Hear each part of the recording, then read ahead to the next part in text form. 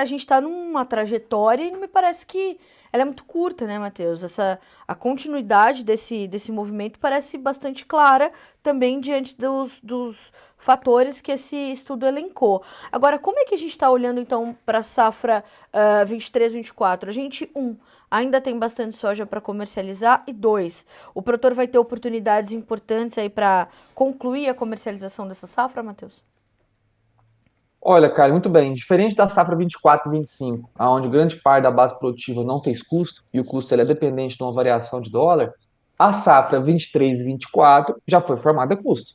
De agora em diante, um do custo que vai ter vai ser realmente do uso do capital não remunerado, que é o dinheiro alocado em soja, não na mão, ou o custo de armazenagem, né, que não está diretamente ligado à variação cambial. Então, nessa safra 23 e 24, né, soja disponível não comercializada, a gente ainda tem sim boas oportunidades de venda de agora nesse segundo semestre, tá? Sustentados pela alta do dólar, juntamente, né, com a elevação dos prêmios de exportação, Carla.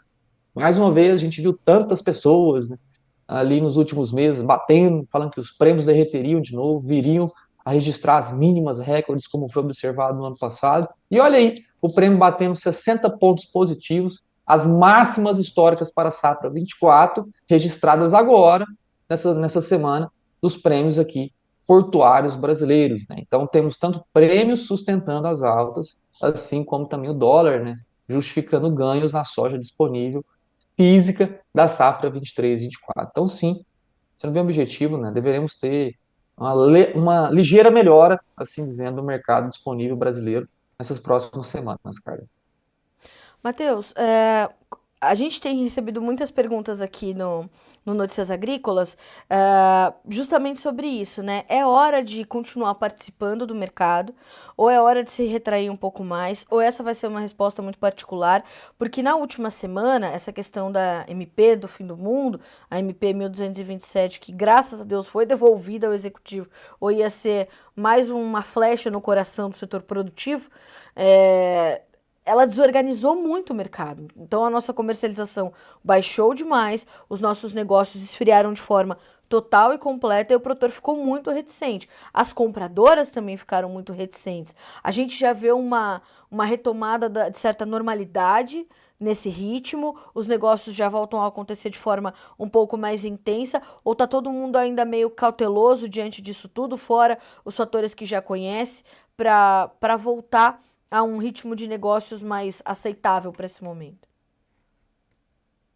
Carla, as compradoras tiveram dificuldade na reformulação tributária, né, em entender o que seria repassado ou não, tá? E esquece esse papinho de que quem engole imposto é a intermediação, tá? Não é a indústria, não é a corretora, não é a cerealista, quem engole imposto é a base produtiva, tá? Infelizmente ia cair no colo, e como caiu, né, de quem estava ainda precisando vender soja, produtor rural no Brasil, tá? Então, passamos aí alguns dias, né, de dificuldade nesse entendimento tributário de algumas compradoras, suspendeu tabela, não estava comprando soja, voltaram, né, as compras agora nos últimos dias, com a derrubada, com a derrocada, né, do governo, medida provisória do PIS/COFINS, poderemos ter ali um ligeiro aumento, né, uma reformulação de tabela em cerca de 2, 3% sobre o valor da soja nos próximos dias, tá? Simplesmente pela reformulação tributária após o entendimento, só que ela precisa sim ser devolvida e já ser dar essa segurança jurídica para que essas compradoras não tenham a recorrência, né, ou incorrência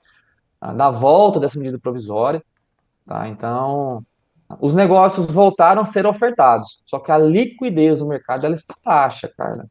Vale lembrar que a safra 23, 24, aqueles produtores que toleraram a venda até agora, ele consegue ter uma capacidade de carrego um pouco mais extensa.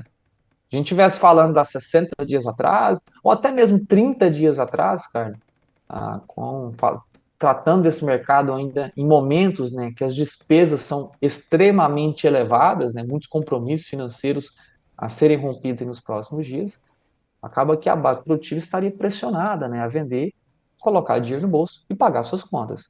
No atual momento, né, existe sim um poder maior de retenção, o que reduz, né, a liquidez do mercado. O mercado está um pouco mais parado, não por falta de oferta, mas sim por conta que a base produtiva, agora, no atual momento, né, consegue segurar um pouco mais o produto em mão.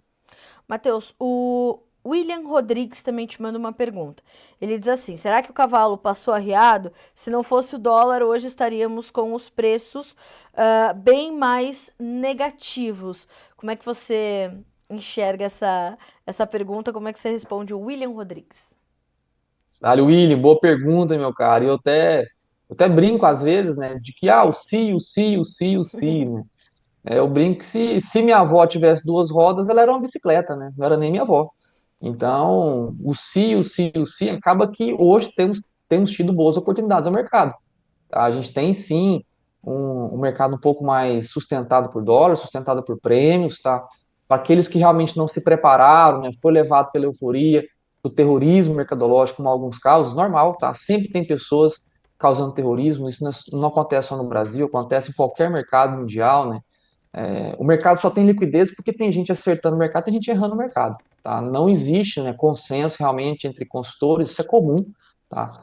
Então, não é só, como eu já disse, um praxe observado só no Brasil. O Brasil é um mercado que precisa de muita fiscalização, tá? Realmente precisa de muito monitoramento interno para entender quem são realmente as pessoas que estão fazendo um trabalho sério e quem estão apenas fazendo terrorismo barato. Mas o mercado hoje, sim, cria sustento de mercado de soja.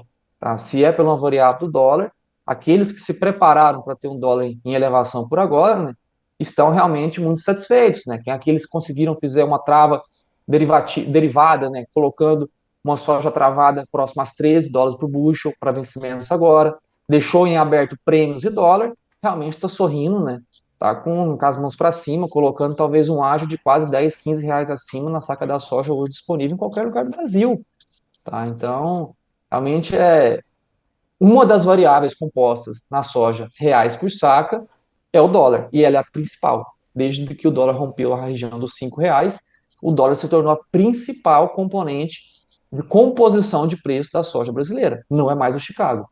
Tá? Então, desde 2020, né, quando a primeira vez na história o dólar rompeu os R$ 5, o dólar ganhou uma participação muito maior na composição de preço do que o próprio Chicago.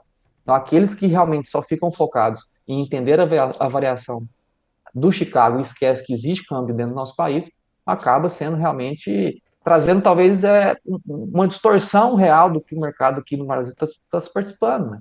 O dólar, hoje, com maior peso, é a principal variável na formação de soja do Brasil, e um dólar altista, né, traz sim recuperação. Então, enxergar com nitidez, né, a velocidade que esse câmbio pode subir e qual a tendência, né, dos próximos dias, semanas e meses, realmente vai ser a grande chave da questão para definir novas altas. Então, o cavalo não passou arriado. Aqueles que se prepararam, né, para fazer um derivado travando soja, Chicago, deixando em aberto prêmios de dólar, agora realmente está colhendo os bons frutos, né, que foram semeados aí há algumas semanas e meses atrás.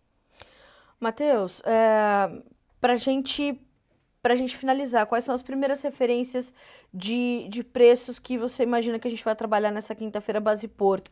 Um intervalo ainda de preços na casa de 140, 141 até R$ 142 ainda é plausível para essa quinta-feira? Faz sentido para a tua análise?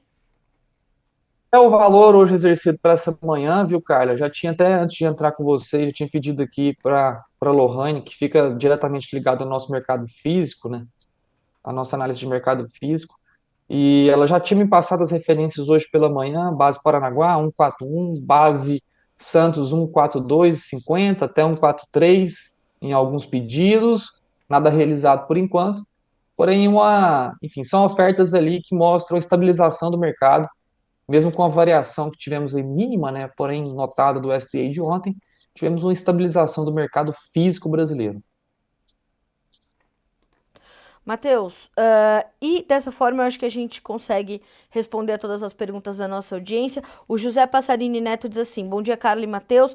Dólar alto é um fator benéfico para a exportação? Se sim, é uma vantagem, embora impacte na compra de outros insumos. Você falou bastante sobre o dólar, trouxe todas essas respostas, né? Então acho que dessa forma a gente consegue responder bem a nossa audiência. Exatamente, o dólar favorece, como eu disse, a exportação por agora, porém dificulta o insumo importado. Vale lembrar que quase 70% do insumo usado no Brasil para o cultivo da soja ou cultivo do milho, o milho um pouquinho menos, esse percentual, mas quase 70% na soja é de insumo importado. Certo. Fertilizantes importados, pagado royalties, que são dolarizados, a gente vai pagando químicos que são importados. Então, muito cuidado na composição de custo safra 24, 25.